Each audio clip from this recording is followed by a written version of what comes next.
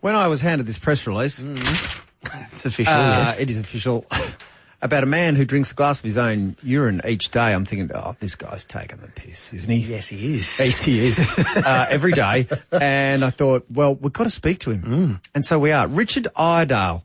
Hello, sir. Oh, sorry, Richard's Hello, on Richard. this one. There he is. Hello, Yes, Richard. hello. Hello, Richard. How are you? Good, thank you. How are you this morning? Oh, well, I'm very good, thank you. Thank you for joining us. You're about to launch a new documentary called Urine Aid. Yes. Because you are a urine therapist based here in Melbourne, and Yes. I hope I haven't told any untruths in saying that you have a glass of your own urine each day. No, you're not saying anything untoward there. I've been doing it for over 20 years. So. Okay, just one quick question. Why? Yes. Why do you do Yes, that? that's the big one, isn't it? Yes.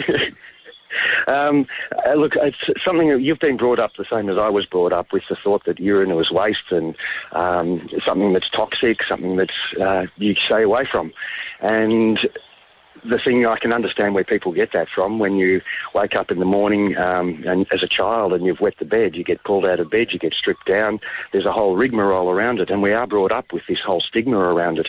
But over time, through the profession that I do, through doing natural medicine, and many years ago, I came across the concept. First of all, it was with orienteering as a child, and got told that if I was out the bush and got a cut or something like that, and I didn't have anything to clean it with, you should use urine to clean the wound. Now, I look at that and think that how can something that's toxic and waste actually be cleaning? Yes. And it's come up in various other things. When I did Chinese medicine, I found that was there. It's in the Indian culture.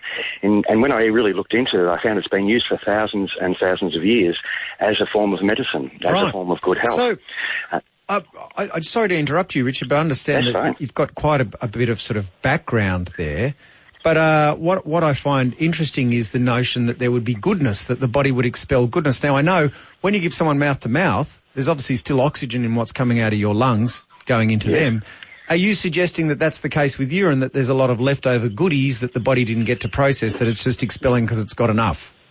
Yeah, well, that's exactly it, Matt, because if you actually look at it, what is in urine, 95% of it is water, 2.5% is urea, which is actually where it gets its name from. Right. And the other 2.5% is basically protein, carbohydrates, hormones, enzymes, all of the products that your body utilises when it actually heals. So why... throughout the night, yeah? Why not just get something from a Chemist Warehouse or whatever that has all those things and has a bit of fizziness and a bit of flavour?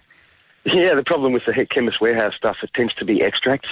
It tends to be concentrated forms of things that have been extracted through a chemical process. Right. So if you think about it, you eat a meal, yes?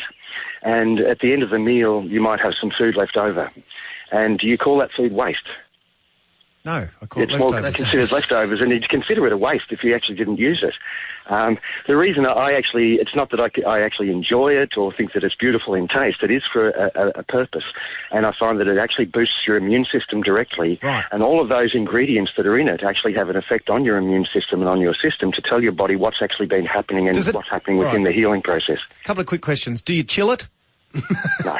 No, you don't? Warm and neat is wonderful. Oh, you have it straight after you've had a cheeky slash, you have another drink. That's it, yes. That's So you're almost like a exactly it, straight reticulating fountain, in a way. You could Well, go you can say you recycle. Okay, what about other people's urine? Is that a no-no? Look, really, your urine is going to taste and so forth of what you eat and drink. It's a product of what you eat and drink. So if you have a healthy diet and a healthy lifestyle, well, really, if you've had asparagus and you can taste it afterwards. What most people smell in urine is something in a park. That's probably the alcohol, the pizza, and all of these things. And which Pineapple? Is why it's Should you have pineapple, I've heard? Yes, possibly. Well, if you have a good, clean diet, it's quite tasteless. Okay. The thing I want to know is, have you ever had a period where you've gone off it and gone, oh, I feel really flat, I've got to get back on the piss, I think. Well, that's the fantastic thing, isn't it? It's quite interesting that in our language, in India they call this Shivambu, which means God's water. Right. In Australia we call it piss. Yes. And we have all of these connotations like taking the piss and you get pissed, and we have connotations around it. We seem to have a fascination about it. Yeah, but I just sort of think there must be, I mean, you could eat heaps of leafy vegetables. There's other things you can do rather than that one, which just sort of feels like, one, a chore, and two, quite distasteful. It's actually quite easy, and the thing is that if you're fighting a cold, like probably Michelle is at the moment, Yes, she your is. body's producing antibodies for that specific cold that's in your body. So by just taking a small amount back in, it gives your body the readout of exactly what antibodies are being produced, and the body then produces more to heal it quicker. Do you ever have dinner parties where you serve Riesling and Chardonnay and people sort of just push it away from themselves? Yeah. Yes, an after-dinner drink, probably not. Sitting on food wouldn't be that good. It's something that I do first thing in the morning. I just take a glass first thing and have done for many years. But because of that, I don't get sick. My skin's better. All sorts of things I can see as benefit for that. Okay. And I do get people who chase me up and have found over many years the actual affirmation that I've got from people of the things that it's done to actually help their health, their mental health, emotional health, etc. has been phenomenal. Well, Richard, it's been very interesting to speak to you. Thank you for taking the time to speak to us. You have a new documentary out called Urine Aid. It's not a pun on lemonade. It's AID. Yes, indeed. You can check it out at the Melbourne Underground Film Festival this Monday. Tickets at moshtix.com. Thanks for chatting to us this morning, Richard. You're very welcome, Matt, and thanks for having me. There you go. Cheers. Probably shouldn't Cheers. say that,